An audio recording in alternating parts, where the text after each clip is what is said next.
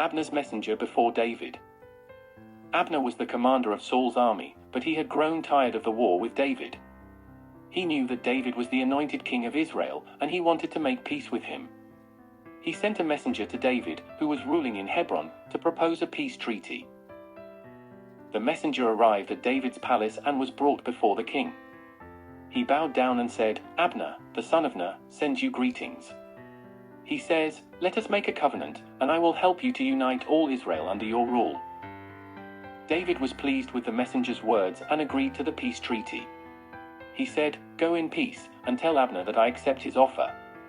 But I have one condition: he must bring me Michal, the daughter of Saul, who was my wife, but whom Saul gave to another man."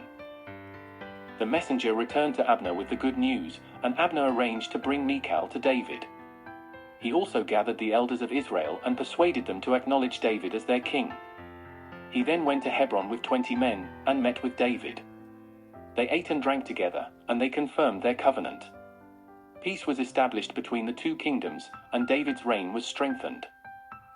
The Queen of Sheba bringing gifts to Solomon. The Queen of Sheba heard of King Solomon's wisdom and wealth, and she decided to visit him. She was curious and impressed by his fame, and she wanted to test him with hard questions. She also wanted to establish a trade relationship with him, as she was a powerful and rich ruler of her own land.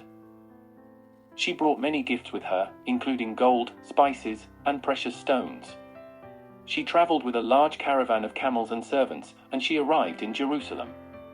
Solomon welcomed the queen and her entourage into his palace, and he showed them his splendor and his glory.